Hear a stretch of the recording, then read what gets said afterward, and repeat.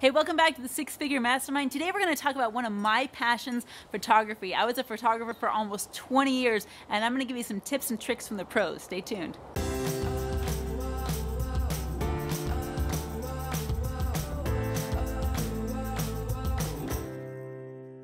I love this topic. I spent almost 20 years as a photographer. I still take my camera out and shoot some fun stuff every now and then. So I'm going to talk to you specifically about how to grow your six-figure business by attracting photography clients. So photographers, listen up.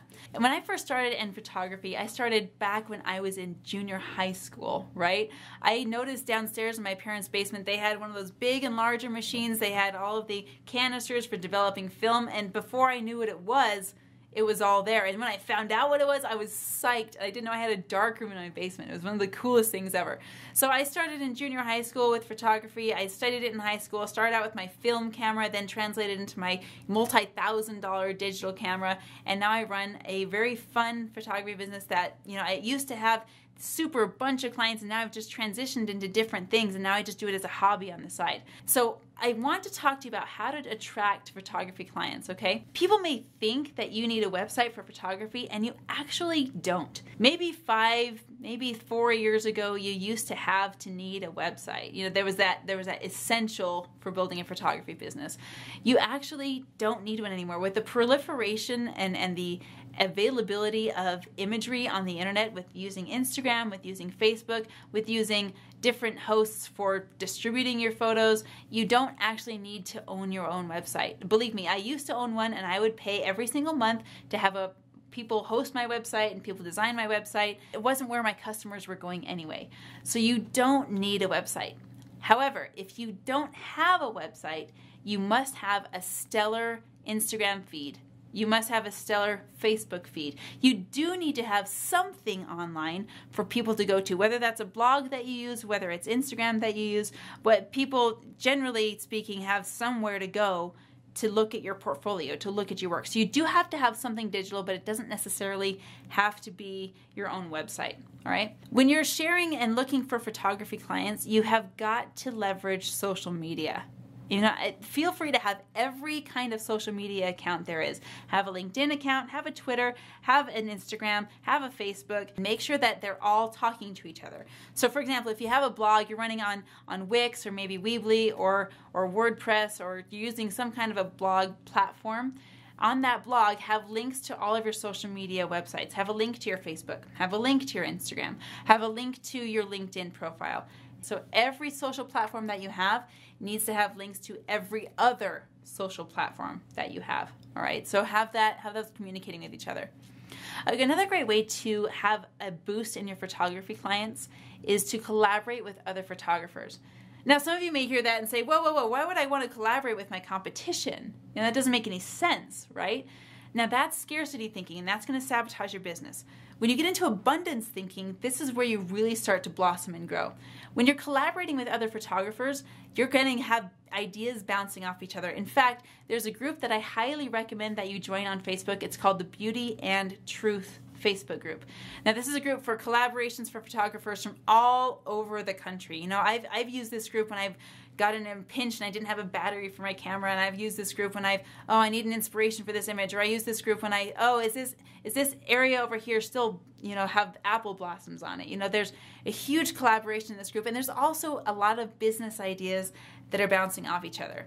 Also, when you're collaborating with other photographers, and let's say there's a photographer that you're collaborating with and they have a style very similar to yours, but let's say they're all booked out. If you have a good relationship with that photographer, guess who's going to send you referrals? That guy. Okay? In this Facebook group, for example, there are referrals all over the place, and it's either because they're busy that weekend and they have too many requests, or maybe they're just booked out completely and they need someone to spill over into. So get with what you used to think were your competitors and make them your allies. So do a bunch of collaborations. When you're wanting to build your photography client base and attract more clients, you need to stand out. Have some kind of photography that has your own flair on it, has your own feel to it, has your own spin on whatever anybody else is doing. You know that every photo that you make is going to be unique, so give it your own flavor, your own taste. Become known for something in your industry. Maybe you're the expert sports photographer. Maybe the expert low light, kind of moody light photographer. Maybe you're the expert wedding photographer. Maybe you're the expert outdoor wedding photographer. The more specific you can get with your niche, the better off you are, because you're building a brand name for yourself with what you're producing in your photography. You've also got to be aware of what your clients want. Are they wanting something that's going to sit on their hard drive? Do they want mostly digital prints? Do they want something that's going to be hung up in their home?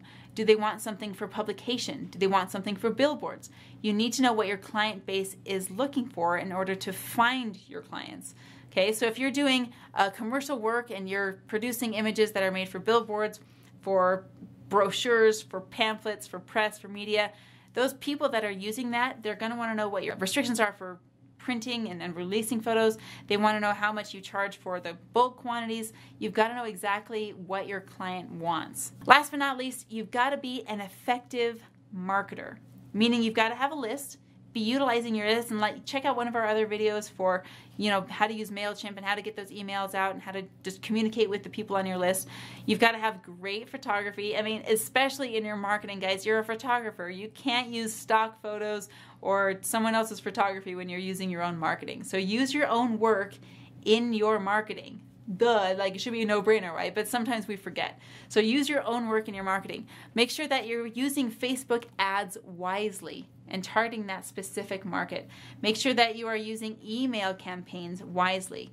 We talk about discounts and sales. Make sure that you're using those on a timely manner. So for example, if you know it takes you 6 weeks to produce a photo from a photo shoot and you say, I need to have a Mother's Day sale, you need to start promoting Mother's Day at least 6 weeks, probably more, before those photos get pushed out.